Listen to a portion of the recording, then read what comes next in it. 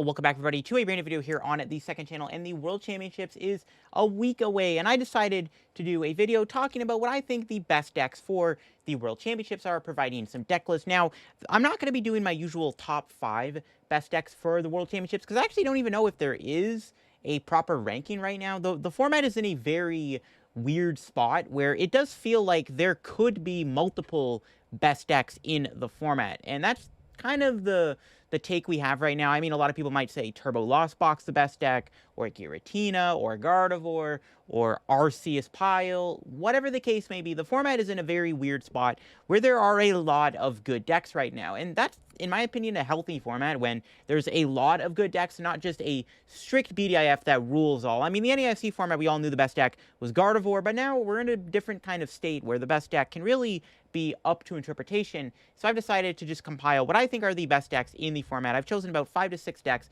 that I think are very good decks for the World Championships, and we're going to talk about why they are and all the good stuff. If you are new to the channel, make sure to click that subscribe button down below to help us in the road to reaching 7,000 subs. Check out the socials down below, my Twitch, my Twitter, my Discord, and also the podcast. New podcast, every episode coming out on Friday. Anyways, let's take a look at what some of the best decks are for the World Championships for 2023. Starting things off, we have Lugia for the World Championships. I think that Lugia is actually in a pretty good spot heading in to Worlds this year. It's got good matchups across some of the best decks in the format, like Lost Zone decks, and also I think it can beat Arceus decks too, and Gardevoir isn't a bad matchup either. Lugia is a very go all in and go fast type deck where you just have to set it up really quickly with the double Archeops and just run your opponent over. It's almost impossible to beat if it sets up effectively, and I think that's what gives Lugia such big power. Now, the downside to Lugia is that it does get caught in the crossfire of Spiritomb's popularity. While you don't, if you wouldn't think that Lugia would have a bad time against Spiritomb, it kind of does. Having access to Lumineon is one of the best traits about Lugia, and when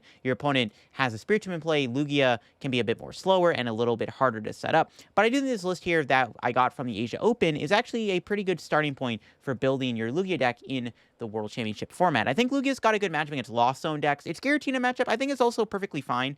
Giratina does play Path of the Peak, but for the most part, you can deal with the 3-path because it's not like they're Judge Pathing you or Iono Pathing you if they're playing Colress. And also, if you set up against Giratina, I think you can probably just beat them.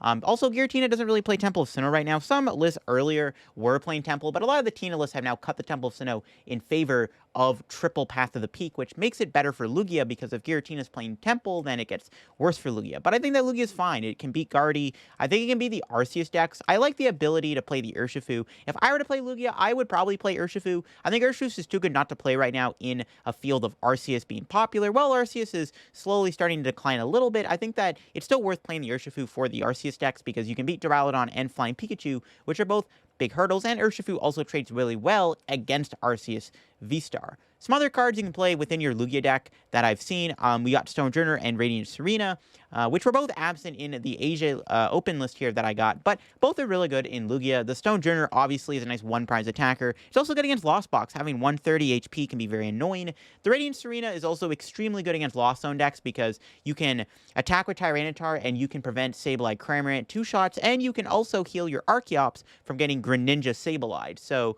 I definitely think Radiant Serena is still probably a must-play within the Lugia deck itself, but I do think that these two tech cards are both very much open. The Squawkabilly is another tech, and the Urshifu, but they're already on the list, so I didn't want to include them here. But these are some other tech cards we've seen Lugia play. I think Lugia is in a pretty good spot for Worlds. It's a very, very high roll deck, but if it sets up, it's almost impossible to beat. And I think that with the good matchup spread that it has right now, it makes it a very viable deck for Worlds. And I wouldn't be surprised if we saw Lugia in top 8 at the World Championships.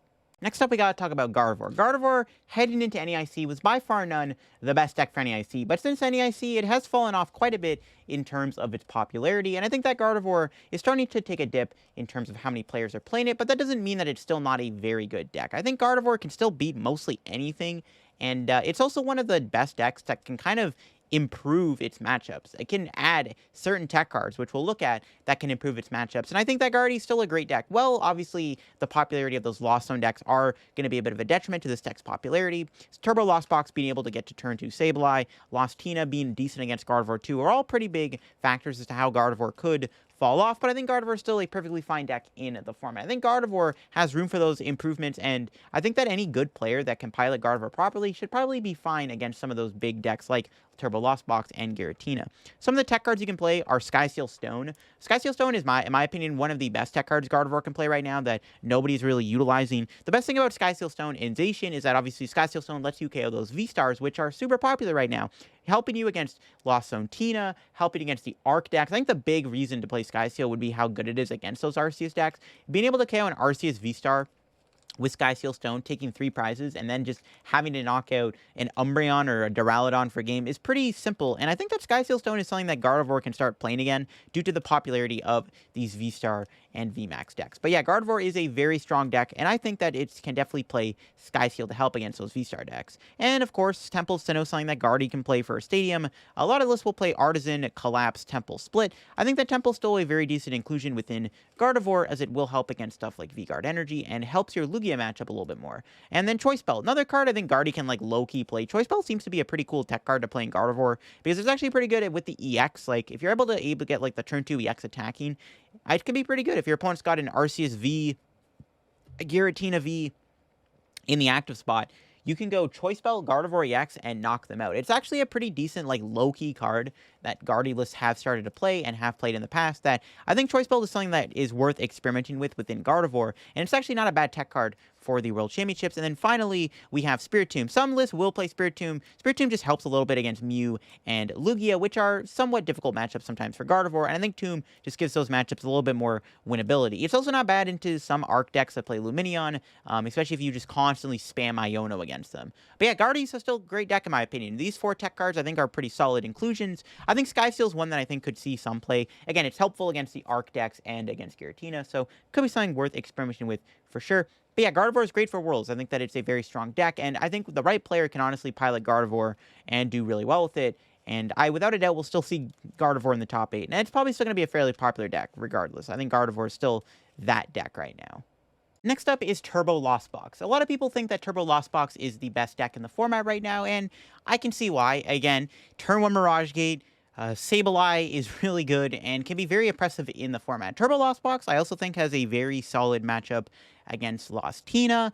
I think this aggression of being able to get to Sableye really quickly is just insane right now, and I think Turbo Lost Box is a very strong pick for Worlds. I definitely think it's going to be one of the 2 most popular decks at Worlds. Whether or not it is the most popular deck is up for debate, but I do think that Turbo Lost Box will most likely be the 2nd most popular deck at the World Championships this year, because I think the deck is just very popular and very good, right? Being able to just be very speedy with your plays, turn 1 Mirage Gate, turn 2 Sableye, all that stuff just makes this deck on and puts it on like another level, right? And I think that Turbo Lost Box is a fantastic deck for the World Championships, and again, it'll be popular. Now, there are some tech cards that will most likely see some play. The first one is the Kyogre. So there's a decent chance that Kyogre becomes a thing again.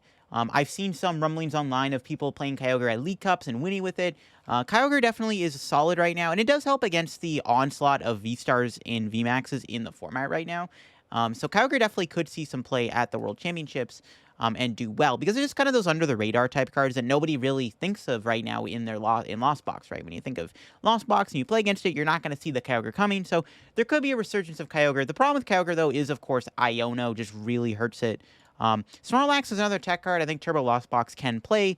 Snorlax just seems like a decent card that the Turbo Lost Box deck has access to. It also is decent against the Giratina deck, right? Once again, Snorlax is a pretty annoying wall to deal with against Giratina, so I think we could see some Snorlax see play at the World Championships in Turbo Lost Box lists. And then finally is a Galarian Zapdos. This is something that actually has been seen play in some online tournaments, but the idea behind Galarian Zapdos, it says mainly just here for the Arceus matchups, right? When you're playing against Arceus, a lot of the time, they'll just bench Vs. Like, if you're playing against Arceus Duraludon, for example, right? They're going to go, like, Arceus, Duraludon, and then you just go attach Fighting Energy and then Thunderous Kick. So, there could be some Zapdos in Turbo Lost Box. I don't know ultimately how good it is. I definitely think that it is solid. If there's a lot of Arceus in your area, I would say play it. But going to the World Championships, it does seem like a bit of a risky tech card, because it's really just there for the Arc matchup. It's not too bad in like other situations, but for the most part, you're going to play it just for the Arceus deck. It's like playing the one of Drapion, right? It's like they kind of serve similar purposes.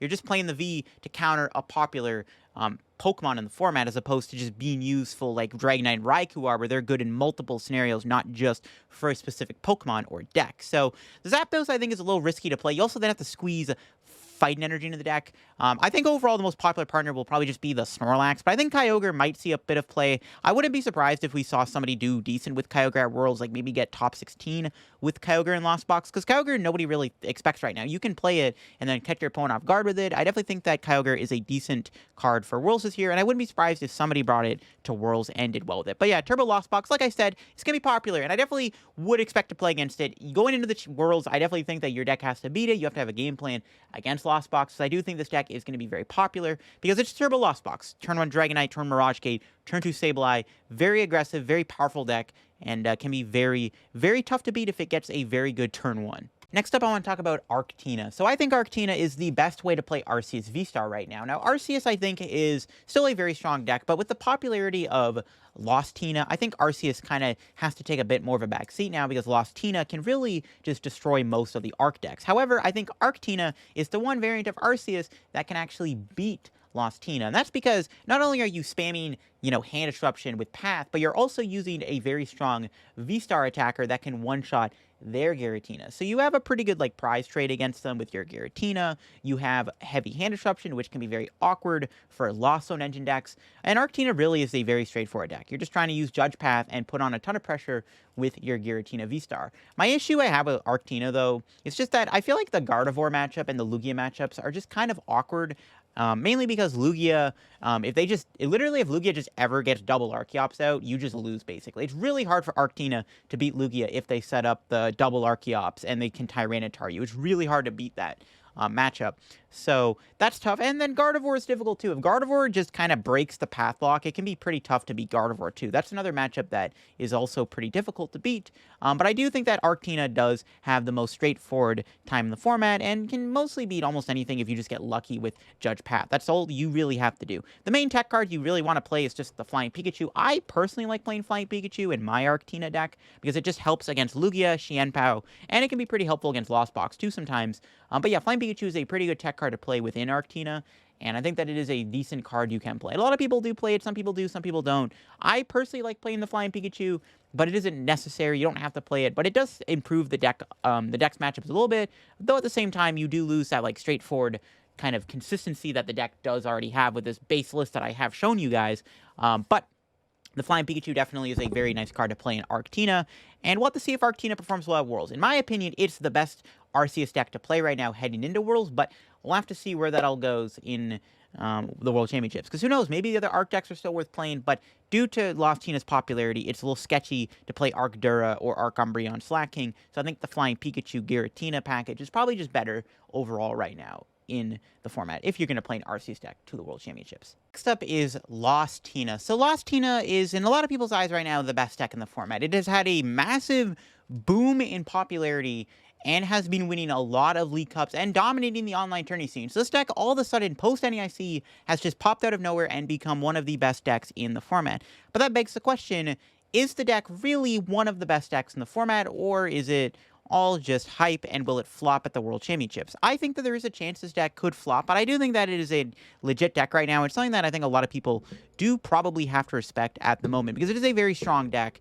and has a great matchup spread across the board. I think its worst matchup probably would just be Turbo Lost Box, because I think it can beat mostly anything else under the right circumstances, and it's a decent deck that really does rely on those comebacks. Like, you can have a slower start with the deck, or you can kind of fall back a bit, because this deck can really make comebacks happen. It's also a very good anti-Arceus deck. Yeah, Arctina is decent against Lostina, but overall, I think that Lostina is really good at beating the other Arc decks, like Arcdura and all the Arc-Umbreon decks, all just kind of get farmed by Lostina. I think that's kind of the selling point of Lostina, is that its matchup spread is pretty good. It also has a decent time into Gardevoir, thanks to the Path, the Sableye, the Giratina, one-hit KO potential. Makes this a pretty strong deck versus something like Gardevoir, too. So I think that Lostina is pretty good. It beats a lot of decks in the format, and it can be a very hard deck to play against and beat. The question will be, will it flop at the World Championships? Well, we'll have to see. Now, some tech cards to play. The main one, I think the first one, is going to be the Temple of Sinnoh. Some lists play 3-path, some lists play 2-path, 1 Temple.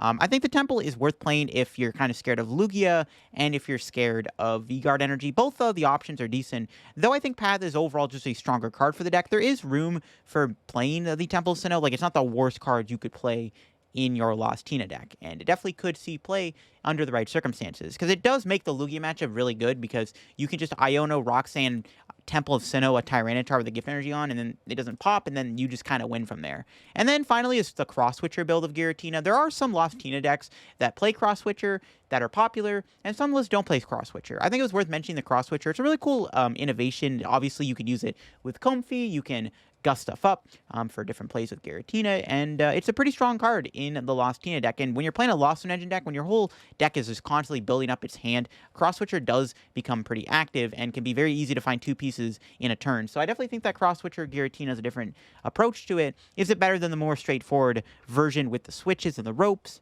Arguably, no, because it does require you to play, you know, a card that could be a dead card in your hand a lot of the time, and you already have Battle VIPs in the deck. But I do think Cross Switcher is worth testing with, and I wouldn't be surprised if some people who do well with Lost Tina do play it with Cross Switcher, because it really doesn't seem like a terrible card to play in the Tina deck. So Cross Switcher definitely could be a decent innovation to play in Lost Tina. But yeah, we'll have to see where Lost Tina goes. Again, it is pretty popular right now in the format. Very popular in League Cups, very popular in the online tournaments. A lot of people consider it to be one of the best decks right now. We'll have to see if it flops at Worlds, because we saw what happened with Scarlet Violet base set. It was the same thing. It dominated Japan. Everyone thought it was going to be BDIF post-rotation, and it flopped. So we'll have to see if the same thing happens. Next up is Mew. Now, I definitely wanted to mention Mew in the Worlds discussion, because I don't think that Mew is honestly the worst pick for Worlds. Well, I do think that Mew is in a bit of a precarious spot right now, and that's because of the popularity of Spiritomb. Literally just putting a Spiritomb in your deck makes the Mew matchup like 10 times more winnable, just makes it way too tempting not to play. So Spiritomb will probably be popular at Worlds. I wouldn't be surprised if a lot of players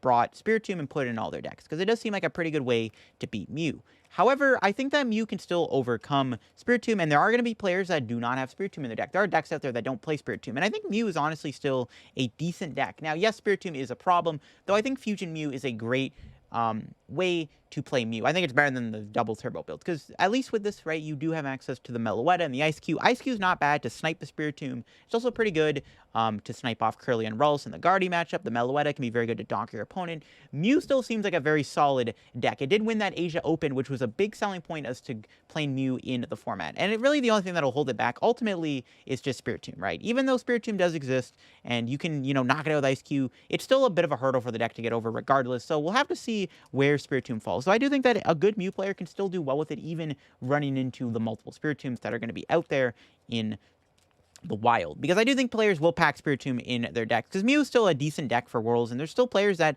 do play Mew religiously. Like, they will play it no matter what. So I think Mew will still be decent for Worlds, and I definitely wanted to include it in the discussion.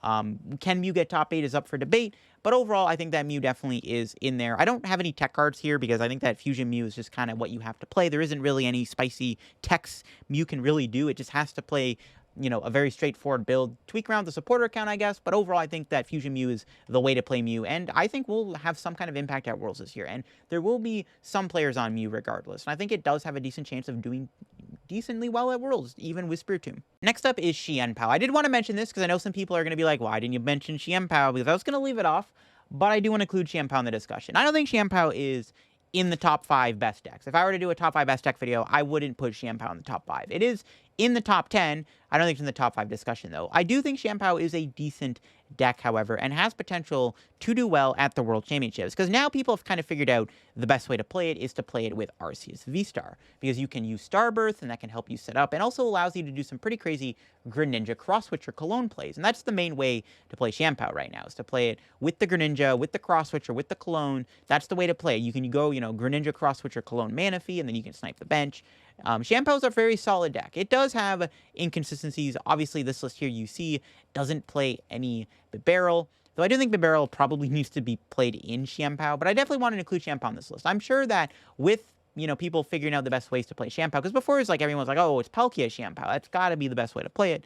But now that people have realized that Arceus is a pretty good partner for Shampoo, I think a lot of people are really going to be on the Arceus build of Shampoo. And it's going to see a lot more play heading into the World Championships because people figured out what could be the best way to play it. I did want to include Shampoo on this list because I do think that you got to respect it at least and put some respect on its name, even if it is nowhere near the best deck in the format, and probably won't be the best deck in the format at all, or even will be the top 5 most played deck at Worlds. It definitely, I think, wants to be in the discussion regardless, as one of the better picks for the World Championships. I did want to talk about Arcdura still. So Arcdura, I think, is falling off a little bit. I don't think it's as good as it was going into NEIC, and that's because of the popularity of Giratina V-Star now in both Arctina and Lostina. They both really do throw a wrench in Arcdura, but I think Arcdura is still a very strong deck with still a ton of good matchups. I mean, you still have good matchups against Gardevoir, Mew, and Lost Box, and I think those are all pretty reasonable reasons to want to play the Arcdura deck. Though, again, the Tina matchups are where it gets tough. I think Lostina is a pretty bad matchup because of Giratina V-Star's ability to insta-KO Duraludon and Umbreon, and the one-shot on your Arceus. And I also think that the deck also loses to Arctina due to Judge Path spam, which Arcdura doesn't really have a good way to answer something like Judge Path, especially when the Arctina deck has Bibarel Skull, but they have a better draw engine than you do. You just kind of can't keep up with them, in my opinion anyways. But yeah, I think that Arcdura is a pretty solid play for Worlds still, if you dodge, and that's a big if. It's definitely more of a riskier play. It really comes down to whether or not you dodge your bad matchups. If you dodge the bad matchups and hit the matchups you want to hit, the deck is still good in my opinion. I think Arcdura is still a fine deck. I think it's falling off, and it's no longer as good as it was in NEIC, but I do think it's still a fine deck if you just dodge the Giratina decks. I think the deck is fine if you do that. Because again, it still boasts decent matchups against Gardevoir, Mew, and Turbo Lost Box. I think those are all still fine matchups, and that is a good reason to want to play this deck heading into the World Championships. Will it have another NEIC-like run?